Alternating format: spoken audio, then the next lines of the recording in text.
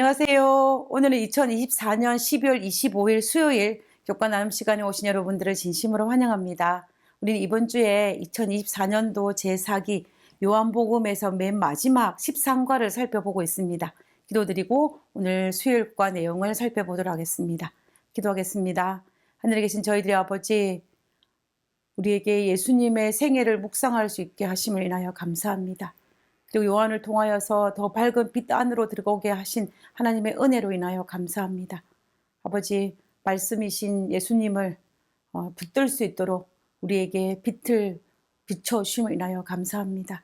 오늘 이 시간에도 빛 대신 그 예수님을 만나게 하시고 그 빛을 통하여서 밝은 진리 안에 들어갈 수 있도록 주여 도와주시옵소서. 오늘 이 시간 우리와 함께 하시옵기를 간구하며 거룩하신 예수님의 이름으로 기도드렸습니다. 아멘. 오늘 수요일 교과의 제목은 위로부터의 신학인가 아래로부터의 신학인가입니다. 오늘 교과를 통하여 우리는 믿음의 기초가 무엇이 되어야 할지에 대한 그 해답을 찾아보고자 합니다. 우리는 왜 예수님을 믿습니까? 아니, 우리는 왜 교회를 다닐까요? 예수님 때문에 다닐까요? 아니면 다른 이유, 무엇, 누구 때문에 다닐까요? 옛날에 제가 한국에 있을 때에 토요일 오후에 청년 활동을 하고 저녁에 청년들과 같이 자주 갔던 떡볶이 집이 있었습니다. 그 떡볶이 집은 우리가 익히 알고 있는 아주 큰 대형교회에서 멀지 않은 곳에 위치해 있었습니다. 그런데 이 집은 일요일 대낮에 문을 닫습니다. 이 떡볶이 집뿐만 아니라 그 일대의 거의 모든 상가들이 일요일에 문을 닫았습니다. 왜냐하면 일요일마다 그분들이 문을 닫는 이유가 있었습니다. 그것은 일요일에 그 대형교회에 출석하기 위해서입니다. 그분들 중에 많은 분들은 그 대형교회에 출석하지 않으면 비즈니스를 할 수 없다고 생각하기 때문에 그 대형교회에 참석했다고 합니다. 물론 그분들 중에 하나님 때문에 교회를 가신 분들도 있었겠지만, 그러나 어떤 분들은 자기 비즈니스를 위해서 그 교회에 출석한 분도 있었다는 것입니다. 그러므로 교회를 나가는 사람들 중에 어떤 이들은 자신의 이익을 위해서, 자신의 질병의 노임을 받기 위해서, 특별한 이적과 기적을 체험해서 교회를 다니는 분도 있다는 것입니다.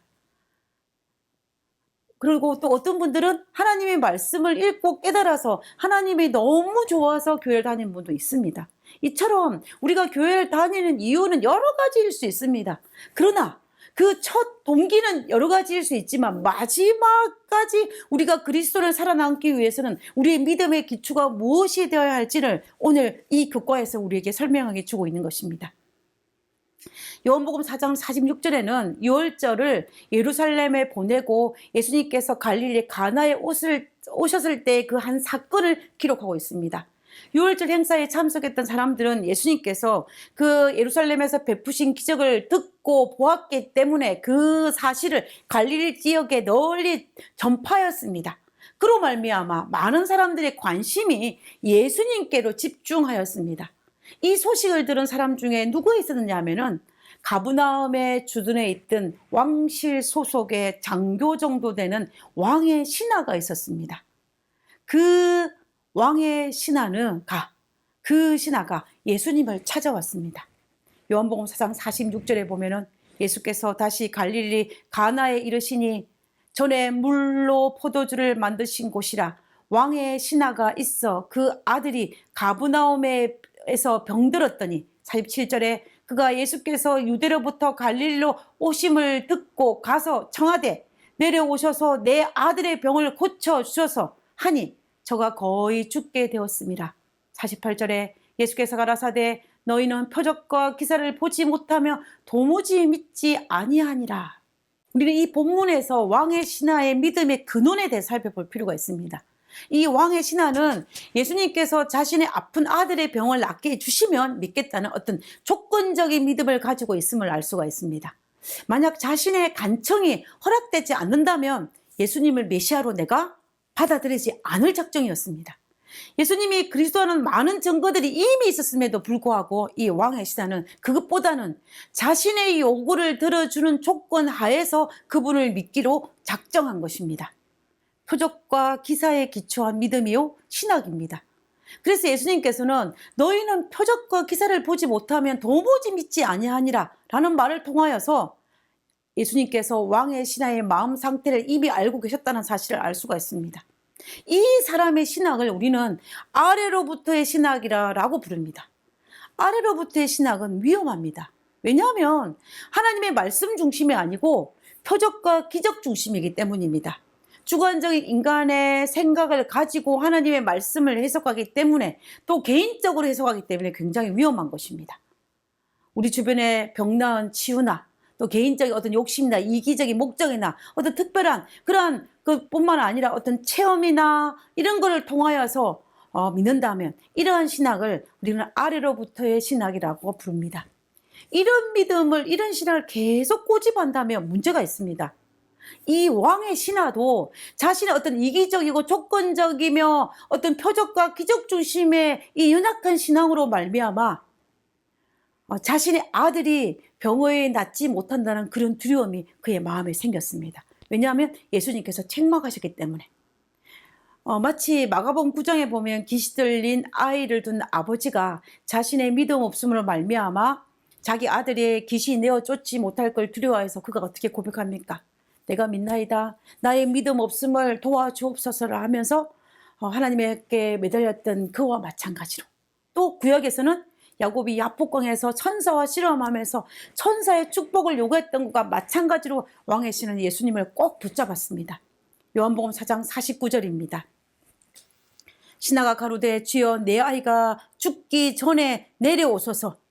예수님은 그 믿음을 보시고 치유를 약속하셨습니다. 요한복음 4장 50절입니다.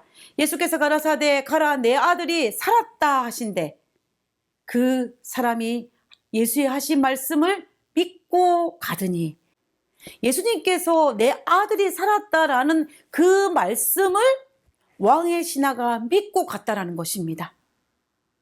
이때 왕의 신하가 우선순위가 뭐냐면은 표적과 기사가 먼저가 아니라 믿음이 먼저였습니다. 믿고 간 것입니다. 표적과 기사를 보고 믿은 것이 아니고 믿고 갔더니 표적과 기사가 일어난 것입니다. 다시 말하면 그 아들이 나은 것입니다. 그래서 이 왕의 신하의 믿음이 위로부터의 신학으로 바뀐 것입니다.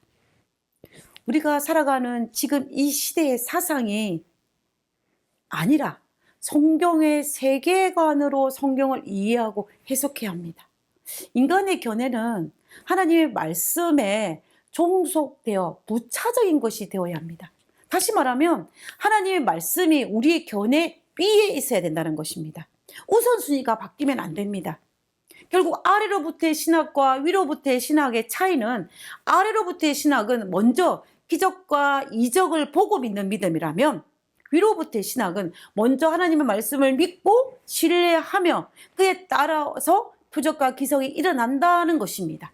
그러므로 위로부터의 신학은 튼튼한 것을 우리가 볼 수가 있습니다. 우리가 혹 처음에는 이기적인 목적으로 아래로부터 신학을 할 수도 있습니다. 출발은. 그러나 가능한 최선을 다해서 빨리 위로부터의 신학으로, 말씀 중심의 신학으로 바뀌어야만 합니다. 그래야만이 우리가 잃어버림을 당하지 않을 수가 있습니다. 그리고 위로부터의 신학의 완성은 그 말씀을 먼저 믿고 행하는 것이 수반되어야 한다라는 것입니다.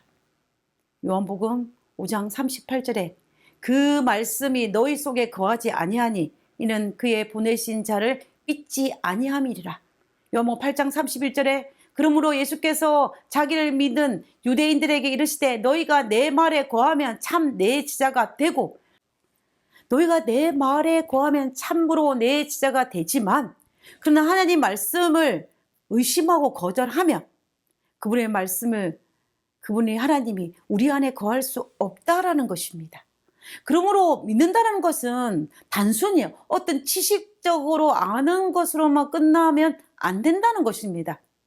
반드시 무엇과 동반되어야 되냐면 우리의 행동이 수반되어야 한다는 것입니다. 요한복음 14장 12절에 보면 내가 진실로 진실로 너희에게 이르노니 나를 믿는 자는 나의 하는 일도 저도 할 것이요 또한 이보다 큰 것도 하리니 이는 내가 아버지께로 감이니라. 이 본문의 말씀처럼 나를 믿는 자는 나의 일을 행할 것이라고 말씀하고 계십니다. 그러므로 우리가 하나님의 말씀을 듣고 행하는 것이 필요합니다. 이것이 바로 뭐냐면 우리가 우리 하나님을 향한 우리의 사랑의 표현입니다. 우리의 믿음의 기초는 예수님의 말씀입니다. 그리고 먼저 그 말씀을 믿고 행함으로 말미암아 하나님께서 우리의 삶의 기적을 베풀어 주실 것이고, 또 그로 말미암아 우리가 하나님 안에서 더욱 굳건한 믿음을 소유할 수 있을 것입니다. 우리 모두 예수님 말씀을 믿고 행함으로 말미암아 하나님께 우리의 사랑을 표현할 수 있는 우리 모두가 되기를 간절히 바라면서 오늘 교과를 마치고자 합니다. 기도하고 마치겠습니다. 기도하겠습니다. 주님을 믿는다고 하면서 사람의 기준과 생각을 따르는 잘못에 빠지지 않도록 도와주시옵소서. 지혜가 부족하므로 사람의 생각이 바른 것처럼 착각하고 실수할 수 있으니 성령께서 항상 지켜주셔서 말씀을 바르게 이해하고 순종하게 하여 주옵소서.